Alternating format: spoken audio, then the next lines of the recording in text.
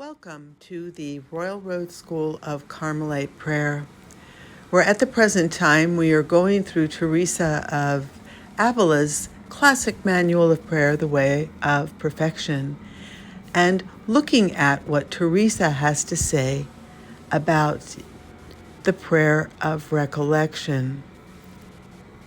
Today we will be in chapter 28.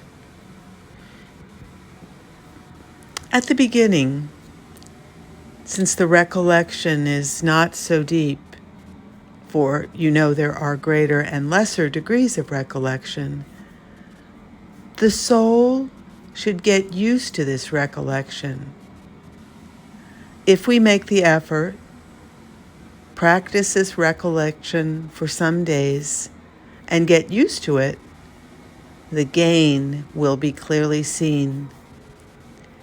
We will understand when beginning to pray that the bees are approaching and entering the beehive to make honey. And this recollection will be effected without our effort. The Lord has desired that the faculties are drawn inward.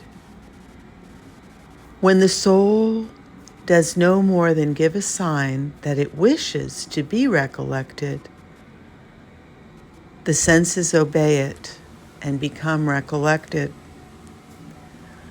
Even though they go out again afterwards, their having already surrendered is a great thing, for they go out as captives and subjects, and when the will calls them back, they come more quickly, until after many of these entries, the Lord wills that they rest entirely in perfect contemplation.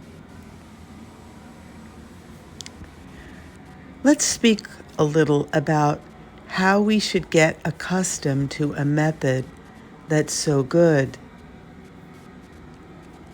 Let's imagine that within us is an extremely rich palace, built entirely of gold and precious stones.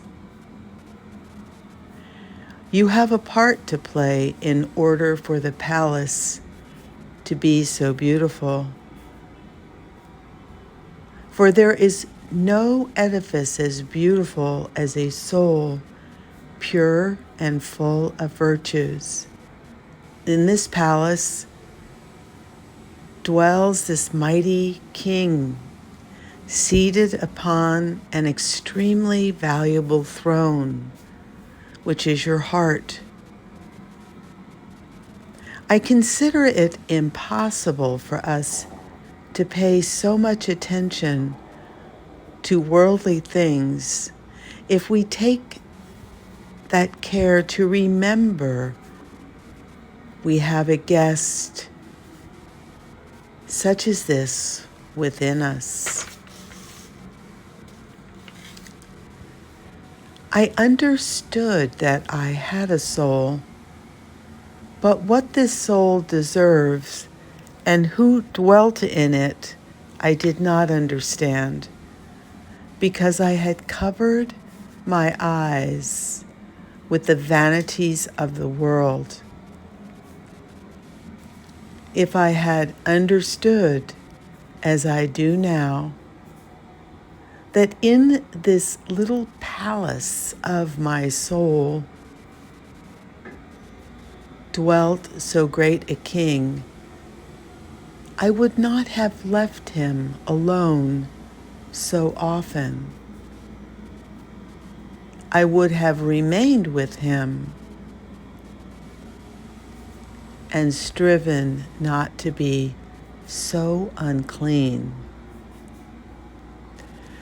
so that the soul won't be disturbed in the beginning by seeing that it is too small to have something so great within itself.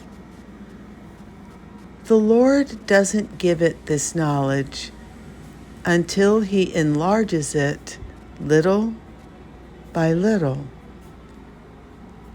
And it has the capacity to receive what he will place within it. We should give ourselves to him with complete determination. He doesn't give himself completely until we give ourselves completely. Amen.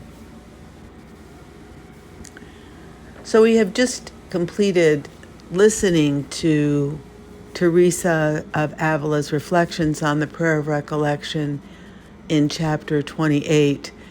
Please know that in different editions, the chapter numbers may be slightly different.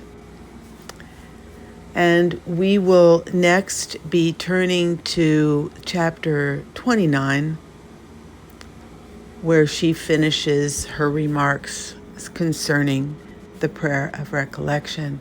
I hope that this is beneficial to you, and may God bless you and yours. Amen.